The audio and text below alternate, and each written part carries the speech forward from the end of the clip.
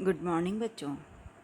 आज हम पढ़ रहे हैं इंडस्ट्रियल सोशलॉजी में impact of industrialisation on social structure. इससे पहले वाले वीडियो में हमने पढ़ा था कि सोशल स्ट्रक्चर और इम्पैक्ट ऑफ इंडस्ट्रियलाइजेशन, उसमें growth of various social classes कि जो हमारी सामाजिक संरचना थी जिस पर औद्योगिकरण का प्रभाव पड़ा था, उसमें हमने देखा था कि विभिन्न सामाजिक वर्गों का जो उदय हुआ है वो औद्योगिकरण के कारण ही एक नए वर्ग का उदय हुआ। वो वर्ग था मध्यम वर्ग। आज हम उसी चैप्टर को आगे पढ़ते हुए हम देख रहे हैं कि जाति एवं वर्ग व्यवस्था पर औद्योगिकरण का क्या प्रभाव पड़ा था। क्योंकि हम देखते हैं कि किसी भी व्यवस्था को चलाने के लिए व्यक्तियों का विशेष योगदान रहता है और व्यक्तियों को कार्यों के आधार पर विभाजित किया जाता है।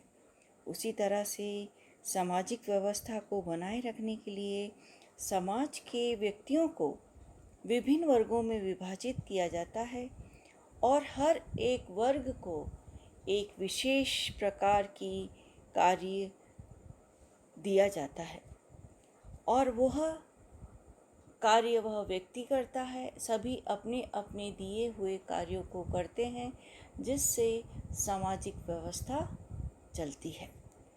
भारत में भी जातियों के आधार पर पूरे समाज को विभाजित किया गया है और अब भी वे विघटित रूप से देखे जाते हैं। जैसे लोगों का कार्य कि लोग किस जाति के लोग किस तरह का कार्य करेंगे, उनका मिलना जुलना किन व्यक्तियों से रहेगा, उनका सामाजिक सम्मान कैसा रहेगा, विवाह वो किन जातियों में कर सकते हैं, किससे रोटी और बेटी का व्यवहार रख सकते हैं। इस तरह से जाति के आधार नियंत्रित थे। जैसे हम देखते हैं कि ब्राह्मण, क्षत्रिय, वैश्य, शूद्र ये प्रमुख जातियां थीं जो सारी व्यवस्था को प्रभावित करती थी। लेकिन जैसे ही औद्योगिकरण आया, औद्योगिकरण की प्रक्रिया आई, तो उसने जाति प्रथा में विभिन्न प्रकार के प्रभाव डाले। उसमें सबसे पहला हम देखते हैं जो प्रभाव है वो है जाति व्यवस्था में विघटन, यानी उद्योगों के विकास से जो जाति प्रथा थी उसमें विघटन आया। क्योंकि औद्योगिकरण से पहले समाज के लोगों का जो अपना कार्य करना पड़ता था, अपना परंपरागत व्यवसाय करना पड़ता था, वह उनकी जाति के आधार पर तय होता था। जैसे जो शूद्र और हरिजन हैं वो उच्च जाति के व्यक्तियों का कार्य नहीं कर सकते थे, यानी जो व्यक्ति की जो परिस्थिति है वो उसकी जाति निर्धारित करती थी। लेकिन जैसे ही औद्योगिकरण आया, इस आधार को बदल दिया, क्योंकि उद्योगों में जाति के आधार पर कार्य का विभाजन नहीं होता, बल्कि कार्य का विभाजन होता है व्यक्ति की योग्यता और क्षमता के आधार पर। तो एक ही कारखाने में विभिन्न जातियों के व्यक्ति रहते हैं और एक ही प्रकार के कार्यों को करने में विभिन्न जातियों के व्यक्ति अपना योगदान देते हैं। उद्योगों में जो व्यक्तियों का विभाजन होता है वो उनकी जाति के आधार पर नहीं, बल्कि उनके कार्य के आधार पर होता है। वह कुशल कर्मचारी वर्ग और अकुशल कर्मचारी वर्ग या कर्मचारी वर्ग या प्रबंधक वर्ग, इस तरह के कार्यों की प्रकृति के आधार पर व्यक्तियों का विभाजन होता है।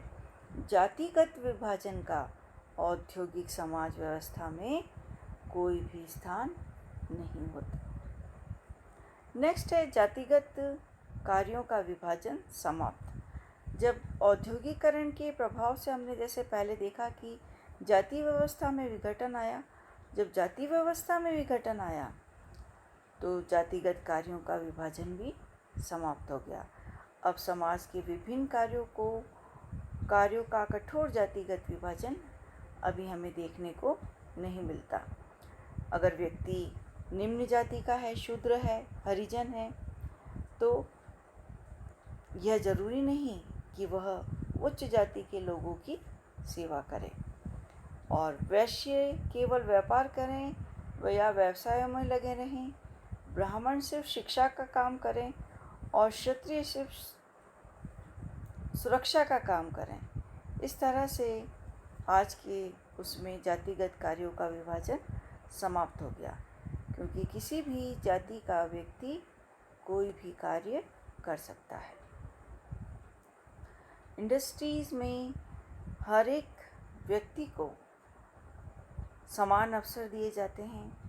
जातिगत व्यवस्था में प्रत्येक व्यक्तियों को कार्य सीखने और प्रशिक्षित करने का कार्य करती थी, लेकिन औद्योगिक व्यवस्था में यह कार्य प्रशिक्षण केंद्रों ने ले लिया है, जहाँ किसी भी जाति का व्यक्ति सीख सकता है। कपड़े बुनने का कार्य हो, चाहे कपड़े धोने का कार्य हो, बाल बनाने का कार्य हो, ये सब कार्य, जैसे अगर हम देखते हैं कपड़े बुनने का कार्य जुलाहे करें, कपड़े धोने का कार्य धोबी करें, या बाल बनाने का कार्य नाई करें, यह आवश्यक नहीं है। हर एक व्यक्ति अपनी इच्छा के अनुसार, अपनी रुचि के अनुसार, अपनी सुविधा के अनुसार कोई भी पेशा चुन सकता है। जैसे जैसे उद्योगों के कार्यों में वृद्धि हुई, वैसे ही व्यक्ति अपनी रुचि के अनुसार कार्य करने की उन्हें सुविधा दी गई।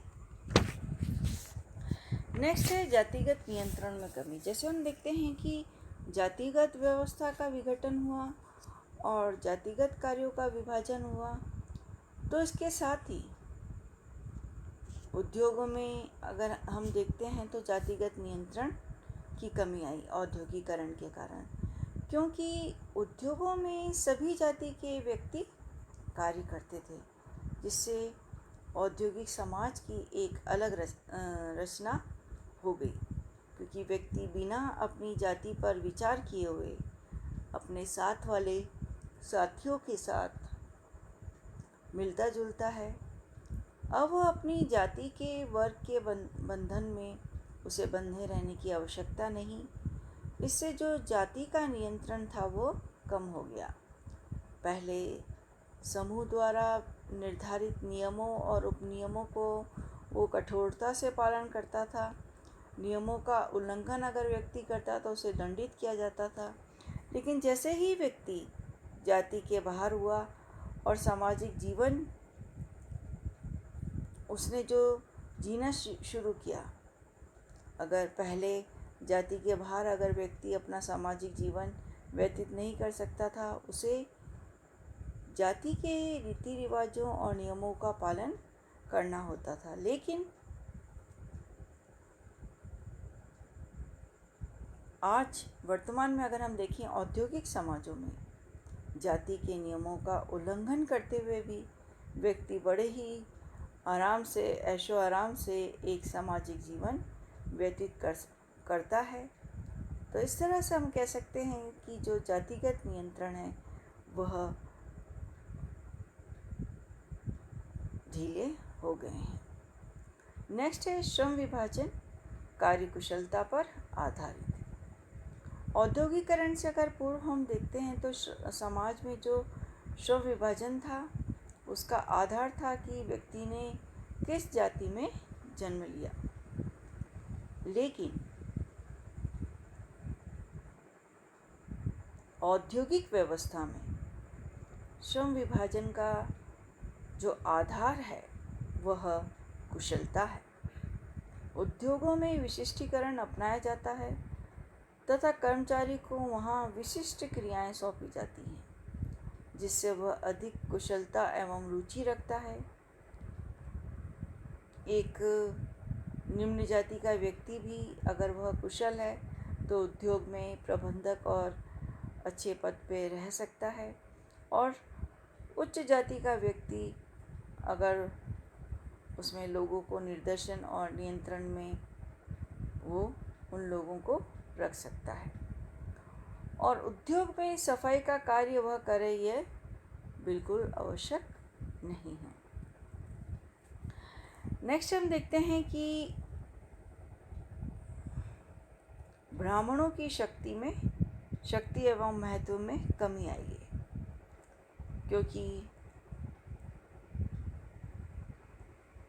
भारतीय जाति व्यवस्था में जातियों का जो श्रेष्ठतम स्थिति था वह ब्राह्मण शीर्ष पर थे, यानी सबसे उच्च जाति ब्राह्मण मानी जाती थी और अछूत सबसे निम्न।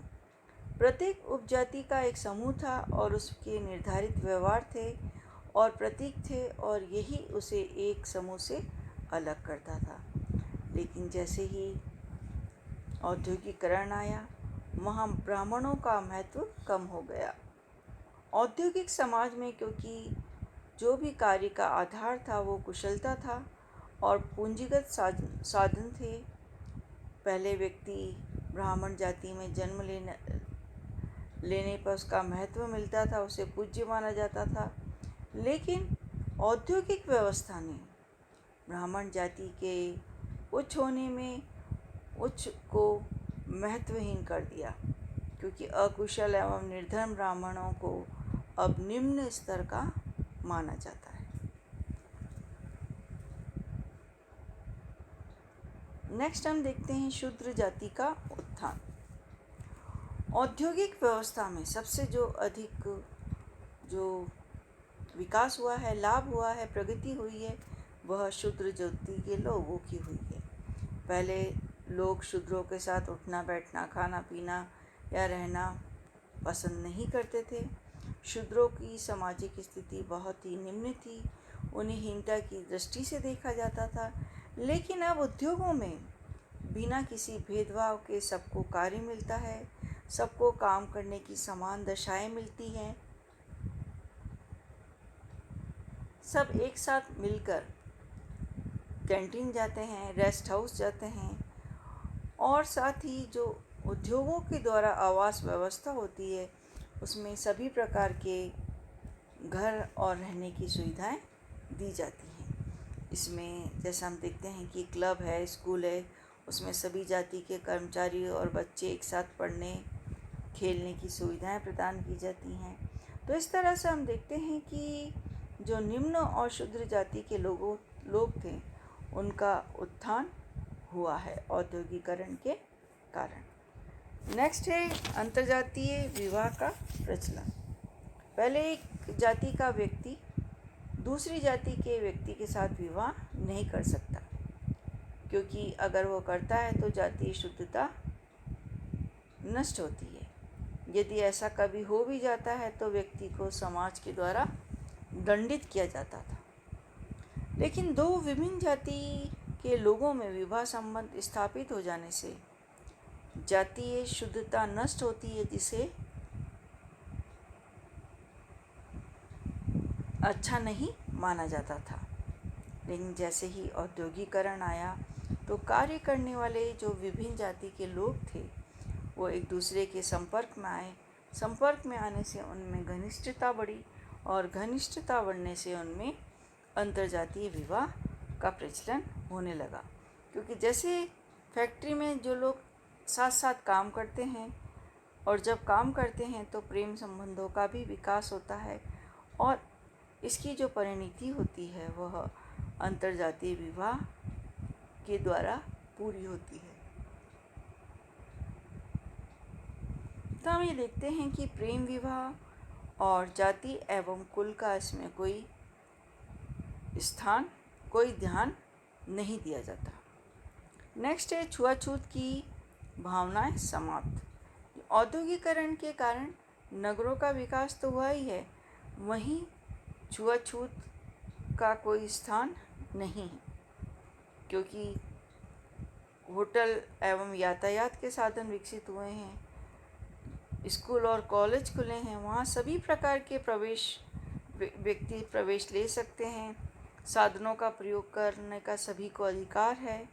इस बात का कोई प्रश्न नहीं उठता है कि कौन व्यक्ति किस जाति का है, बल्कि सब मिलजुल कर रहते हैं और इस सारी व्यवस्था में छुआछूत के लिए कोई स्थान नहीं है।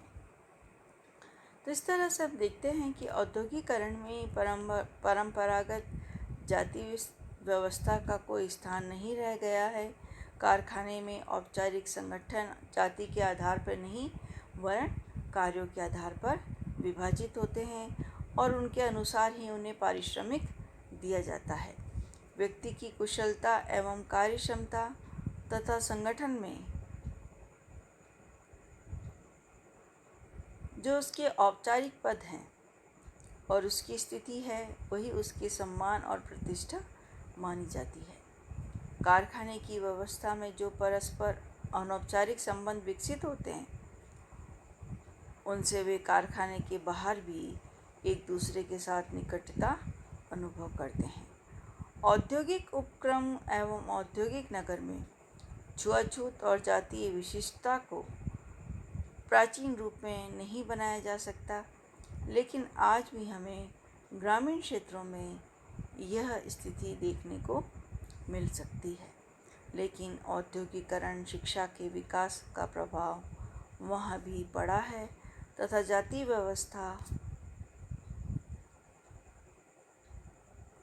धीरे धीरे शिथिल हो रही है। तो इस तरह से आज हमने देखा कि जाति व्यवस्था किस तरह से प्रभावित हुई है औद्योगिकरण के कारण। बच्चों, अपना बहुत ध्यान रखें और जो भी नियम कोविड के दिए हुए हैं उन सब का पालन करें और जहाँ तक ज़रूरत हो घर से कम निकलें और अपना और अपने परिवार और अपने समाज और अपने देश का इस कार्य में योगदान दें। धन्यवाद।